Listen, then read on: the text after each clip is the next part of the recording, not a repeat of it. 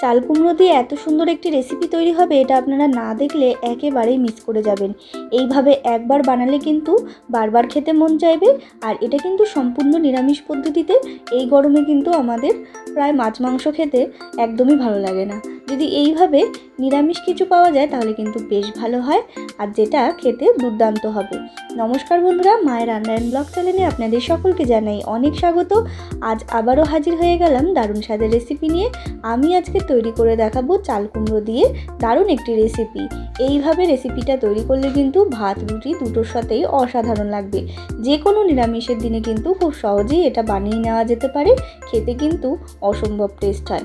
তো বন্ধুরা, আর বেশি দেরি না করে ঝটপট করে শুরু করে দিই কিভাবে তৈরি করেছি এই চাল কুমড়ো রেসিপিটা। চলুন দেখে নেওয়া যাক। তার আগে যারা এখনও চ্যানেলটাকে সাবস্ক্রাইব করেননি তারা কিন্তু অবশ্যই চ্যানেলটাকে সাবস্ক্রাইব করে পাশে থাকা বেল আইকনটা অবশ্যই কিন্তু ক্লিক করে রাখবেন। তো প্রথমেই আমি একটা চাল কুমড়ো নিয়েছি। চাল কুমড়োটাকে এরপরে খোসা ছাড়িয়ে এরকম গোল গোল করে কেটে নিয়েছি। তো দেখে বুঝতেই পারছেন চাল কুমড়োটা কিন্তু খোসা ছাড়িয়ে গোল গোল করে কেটে নিয়েছি। এরপরে আমি চাল কুমড়োটার গায়ে একটুখানি এরকম দাগ দাগ করে নিচ্ছি, মানে ফুলের মতো কিন্তু আমি এরকমভাবে করে দিচ্ছি একটা ছুরির সাহায্যে। ঠিক এইরকমভাবে সমস্ত চাল কুমড়োগুলোই কিন্তু তৈরি করে নেব। এতে কী হবে, দেখতেও ভালো লাগে আর এর মধ্যে নুন ঝাল মিষ্টি সমস্ত ভালো মতো ঢুকে যাবে। তো দেখুন এইভাবে কিন্তু সমস্তটাই আমি তৈরি করে নিয়েছি। তারপর আমি কিন্তু চাল কুমড়োটা আগে ধুয়ে তারপরে কেটেছি। যেহেতু চাল কুমড়ো একটু জল ভাব হয় তার জন্য কিন্তু আগে ধুয়ে কাটতে হয়। কাটার পরে কিন্তু তুলে অনেকটা পরিমাণ জল জল থাকে, তার জন্য এর মধ্যে দিয়ে দিলাম। এরপরে আমি দিয়ে দিলাম এখানে লবণ আর হলুদ গুঁড়ো। ভালো মতো কিন্তু মাখিয়ে রেখে দিচ্ছি কিছুক্ষণ। ততক্ষণ কিন্তু একটা মশলা তৈরি করে নিতে হবে। তার জন্য আমি এখানে দিয়ে দিলাম টক দই একদম অল্প পরিমাণে, তার মধ্যে দিয়ে দিলাম কাজু বাদাম, ব্যাস আর কিন্তু কিছু না। এরপরে কিন্তু এটা মিক্সিং জারের মধ্যে দিয়ে ভালো করে ব্লেন্ড করে নিচ্ছি। তারপরে সরাসরি গ্যাসে একটা কড়াই বসিয়ে তার মধ্যে দিয়ে দিলাম পরিমাণ মতো সর্ষের তেল। পুরো রেসিপিটা আমি সর্ষের তেলে করছি, চাইলে কিন্তু আপনারা রিফাইন্ড অয়েলেও করতে পারেন, সেটা যার যার ব্যাপার। তারপরে কিন্তু আমি এখানে একে একে ছেড়ে দিচ্ছি চাল কুমড়োগুলো কিন্তু খুব ভালো করে ভেজে নিতে হবে। তো দেখুন বন্ধুরা, আমি কিন্তু দিয়ে দিলাম। আর গ্যাসের ফ্লেমটা এই পর্যায়ে কিন্তু লো টু মিডিয়াম আঁচেই রাখবেন, তাহলে কিন্তু এটা বেশ ভালো মতো ভেতর দিয়ে ভাজা হবে।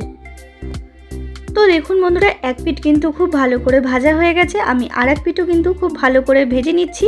ঠিক এইরকমভাবেই কিন্তু ভেজে নিতে হবে। আর আমি যে ফুল ফুল মতো করে রেখেছিলাম চাল কুমড়োর গায়ে, সেটা কিন্তু ভাজার পরে বেশ ভালো মতো বোঝা যাচ্ছে। দেখে বুঝতেই পারছেন আপনারা, দেখতে কিন্তু খুবই ভালো লাগছে। এরপরে আমি আরেকবারও দিয়ে দিচ্ছি, মানে আর যে কটা ছিল সেগুলোও কিন্তু ভালো মতো ভেজে নিচ্ছি। এইভাবে কিন্তু সমস্তটাই ভেজে নিতে হবে। আপনারা বাড়িতে অবশ্যই একবার এই রেসিপিটা করে দেখুন, দারুণ লাগবে বন্ধুরা।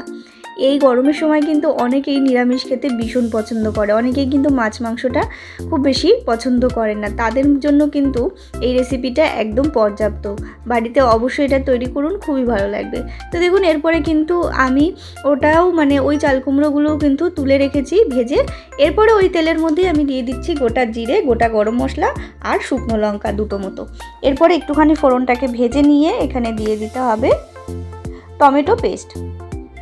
এখানে কিন্তু টমেটো আমি একটা গ্রেটারের মধ্যে কিন্তু আমি ঘষে নিয়েছি, একদম পেস্টের মতনই তৈরি হয়ে গেছে। আপনারা চাইলে পেস্ট করে নিতে পারেন।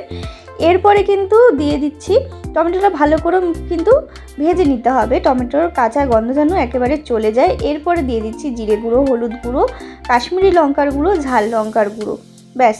তারপরে সামান্য জল দিয়ে কিন্তু ভালো মতো কষিয়ে নিতে হবে, যাতে মশলার গা থেকে অনেকটা পরিমাণ তেল ছেড়ে যায়। এরপর পরিমাণ মতো লবণ দিয়ে দিতে হবে। মশলাটা কিন্তু আরও কিছুক্ষণ কষাতে হবে। তো দেখুন আরও কিছুক্ষণ কষানোর পরে মশলার গা থেকে কিন্তু বেশ ভালো পরিমাণে তেল ছেড়ে দিয়েছে, আপনারা দেখে হয়তো বুঝতেই পাচ্ছেন। এরপরে দিয়ে দিতে হবে সেই পেস্টটা, আমি যে পেস্টটা তৈরি করে রেখেছিলাম, মানে টক দই আর কাজু বাদাম দিয়ে সেই পেস্টটাই দিয়ে দিচ্ছি। এরপরে কিন্তু ভালো মতো আবারও কিছুক্ষণ কষিয়ে নেব।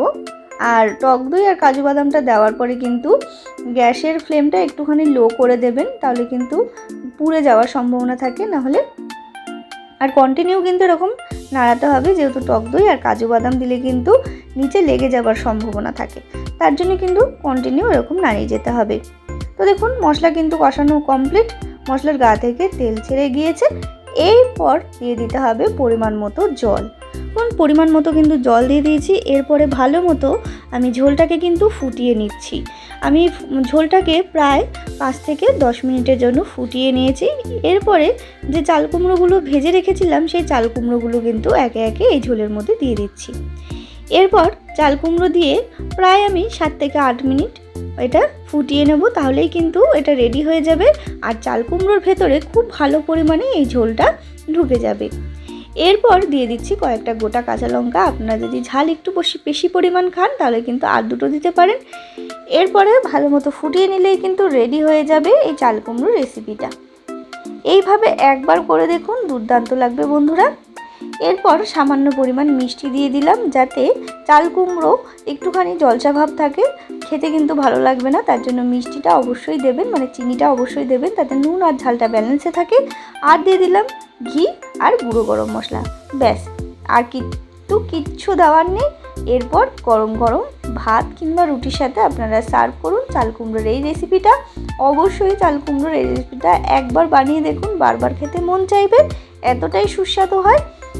বাচ্চা থেকে বড় সকলেই কিন্তু ভীষণ পছন্দ করবে। আর যারা নিরামিষ খেতে ভীষণ ভালোবাসেন তাদের জন্য কিন্তু একেবারে পর্যাপ্ত একটি রেসিপি বলতে পারেন। তো বন্ধুরা, আজকের রেসিপিটা আমার কেমন লাগলো অবশ্যই কমেন্টে জানাতে ভুলবেন না। ভালো লাগলে অবশ্যই একটা লাইক করবেন, শেয়ার করবেন। যারা এখনও চ্যানেলটাকে সাবস্ক্রাইব করেনি সাবস্ক্রাইব করে পাশে থাকবেন। আবারও হাজির হয়ে যাব নতুন কোনো রেসিপির সাথে। ততক্ষণের জন্য ভালো থাকবেন, সুস্থ থাকবেন। ধন্যবাদ।